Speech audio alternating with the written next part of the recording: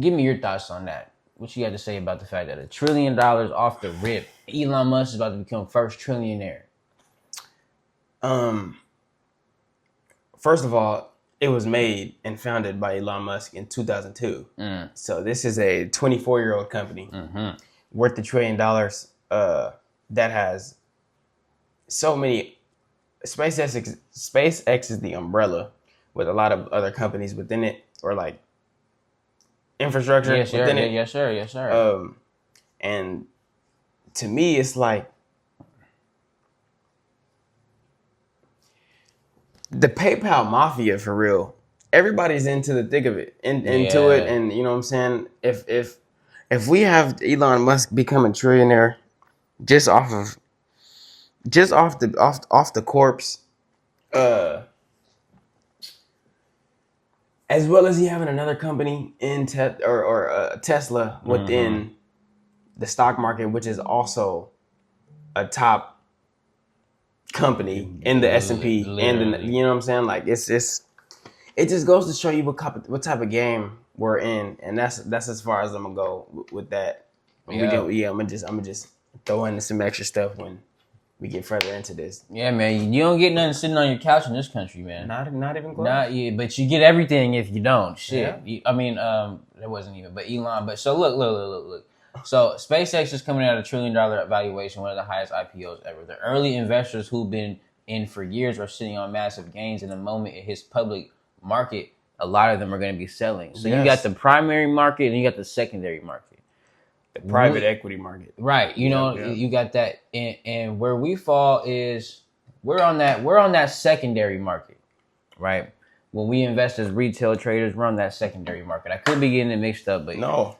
So when we're on the secondary market, the primary market is those private investors, the private equity, the players that are already invested into all these companies, SpaceX, Anthropic, who's coming out, OpenAI, they've already been invested into these companies on a private market before we get to them. And when they get onto the stock market, right, when they have an IPO, that moment, the initial public offering, that's the moment that they get put on the stock market. When SpaceX has that, these guys have to wait 6 months before they're even able to sell, right? It's a 6-month lockup period.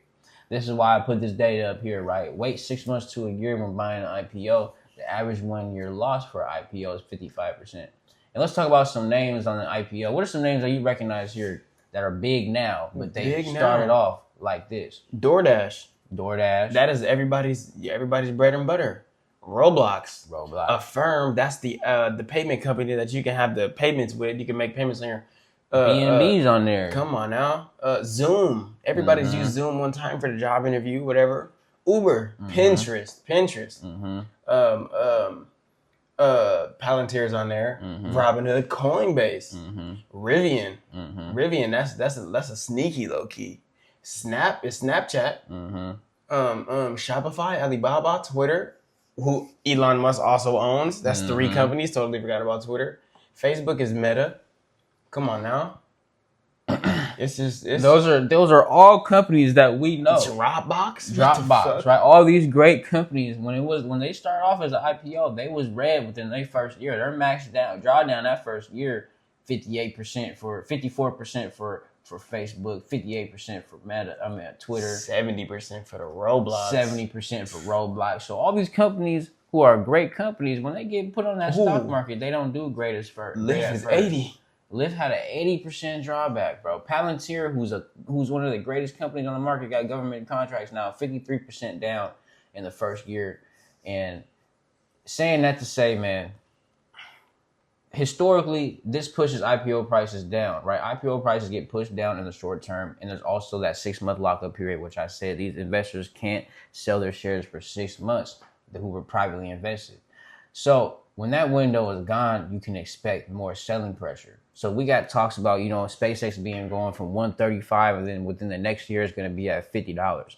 And that sounds about right. And I'm going to be the guy accumulating when it's at that $50, because when it gets back to that 135 plus, this is a stock that we got to hold. Even though I'm waiting a year, we're going to be talking about why SpaceX is a mandatory hold. And on top of that, instead of tomorrow on Thursday, I'm going to take the time to buy Rocket Lab, which we're going to break down, which is a company that's competing to SpaceX and has already been proven on the stock market instead of the SpaceX IPO, because this company is going to benefit from it, right? I also want to talk about the fact that $1 trillion is 1,000 billions. Is it? Is it? Do the math, brother. That's some crazy shit. 1,000 billions, mind That's you. some So crazy shit. that's 10,000 or is that 100,000 millions? Let's do the math real quick. Let's do the math. 1,000 billions. You could spend $1 billion 1,000 times. 1,000 times, and then you get it, bro. All right, so $1 million in their lifetime. People can't even spend 1,000 times, 100 times. Yeah, I think that's $1 trillion.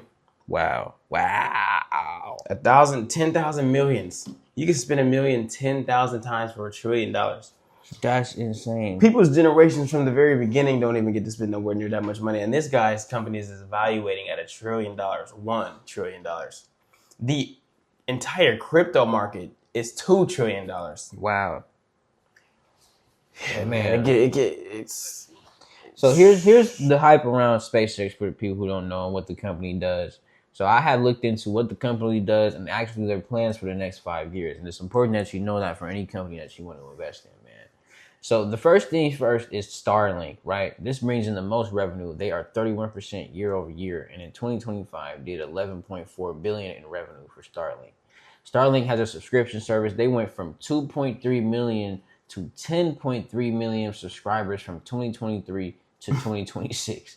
So the thing about Starlink is they got that low cost per subscriber and recurring revenue. Starlink is that part of the business.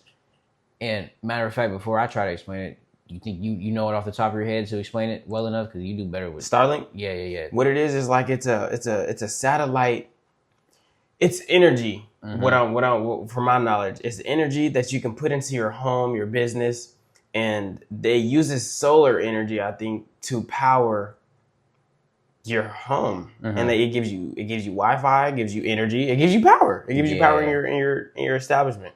And it's I don't know if it's solar, if it's from a satellite, because their logo is a satellite. I believe it's satellites. I was gonna say satellites. The reason why I didn't explain it is because I knew you would be able to explain it better but satellites is something I did know. Yeah. So satellites, and he wants 42,000 satellites in the next 5 years in space orbiting, right? And they want to be able to have that internet while they up on the Mars. And the crazy thing about Starlink is people use them now to go live off the grid, to go, camp and have internet. Yeah, like anywhere around the globe type of thing. And he created like Nomad. He created you to be able to have Wi-Fi, and they're coming out with their cell data service now too, so you can get data service straight from Starlink, and you don't need no big towers or nothing around. You can use this Starlink, power it up, and you can go anywhere. That shit's wild. It's wild. So that's Starlink. That's what's keeping the business straight up together and making the most money. Mind you, it's profitable. And it's extremely 30% a year. Bro, they got 10.3 million subscribers. So that's the profitable part of the business. The launch services part is SpaceX did 160 launches in 2025, which generated 4.4 billion in revenue. They hold 82% of the market share of global launches. So they're the monopoly of getting things into space. So even if they're not launching stuff up, a company like, I don't know if Rocket Labs if they end up benefiting from that, but if they benefit from all the other companies doing launches, 82% of this market share of global launches.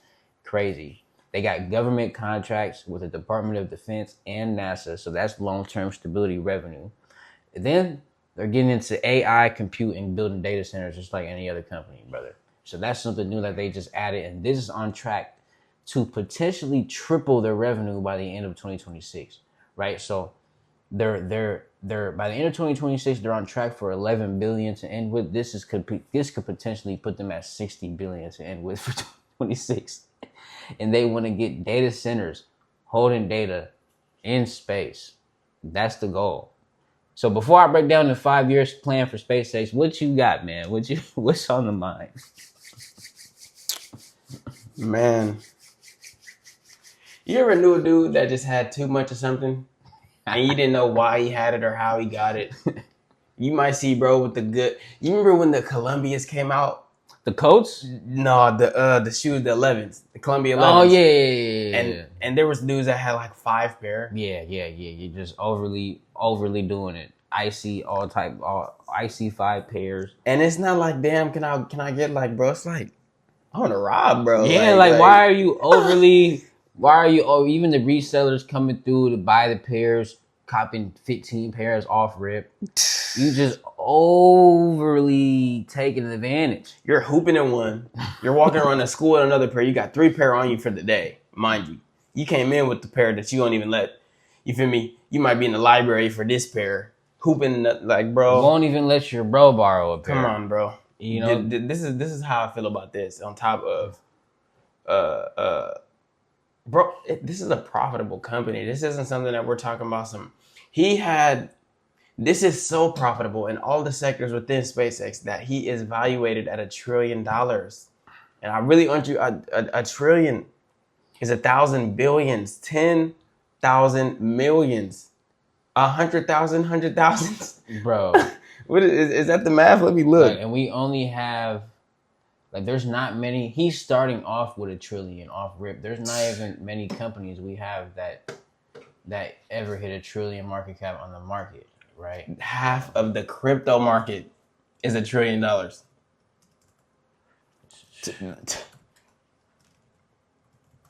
$1 trillion market cap companies. And $1 trillion market cap, this means $1 trillion already invested into a company. $1 trillion plus. And total. It's the top dogs. Right. Nvidia, Google, Apple, Microsoft, Amazon, Saudi Aramco, they got that oil. Meta, Tesla already. So he's gonna have 2 $1 trillion companies. Berkshire Hathaway, Micron, Samsung. These are, and he's starting off. Yes, it's been a company built from it. That's unheard of. A company that has been built in 2002 and is 2026. There's another company IPOing, and they're not going to be $1 trillion. I'm gonna tell you, you know what I'm saying. There's another company that started in 2002 and it's not going to be $1 trillion. They're not IPOing at $1 trillion, and that's crazy. So, SpaceX expects them to have Starship being commercial. What people don't know is, back to their launch services, SpaceX is so big because they got that Starship rocket that's reusable. They got that reusable rocket and reusable. It land itself and shit. It land itself. It goes up and then it comes back and grabs itself, right? This will make getting to space much cheaper. SpaceX wants Starlink to continue to scale and have about 42,000 satellites in space. And they are also working on Starlink direct-to-cell service. So the long game is this. This is Mars, man. He wants to get it to Mars. We already know that. But his plan is 5 uncrewed starships, right? 5 uncrewed of his ships going to Mars to land by 2027, and 1 crewed mission for 2028.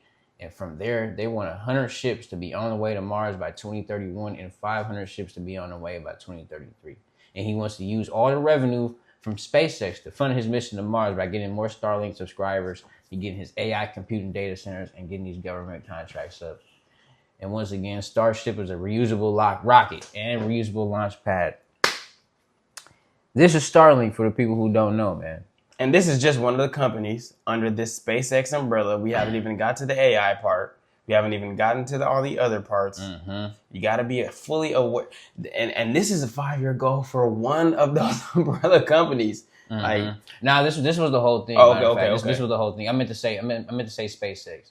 But the crazy thing is, even with what you said, Starlink is the damn glue anyway. Yeah. You know, this is the thing that's making them the most money. If Starlink, if you don't get them 42,000 satellites, you don't get nothing in Mars. And then not only you got 40, then you want the data centers in space too. So now these companies are gonna be paying. They don't gotta pay for the data centers down here. Yeah. You get cheaper up in Mars. Yep. Because you don't gotta pay for the. I mean, I don't know. It's Starlink. He already coming with the satellite. It's gonna be cheaper. It's somehow. Just partnerships. Yeah, bro. You know AI got to be running that. So we're talking NVIDIA. We're talking Micron. Whoever is gonna step up to that plate, and then probably Amazon or Google, because that cloud service. Mm-hmm. You feel me? Private network. Mm-hmm. Need that. Come on, bro. That. Imagine going to Mars and flying back like it's like you on an airplane, man. Just to drop off a couple billion files in this computer. You taking the computer up there. The computer big as this room for real. You know what I'm saying? You taking the big ass computer, man. This is the world we going into.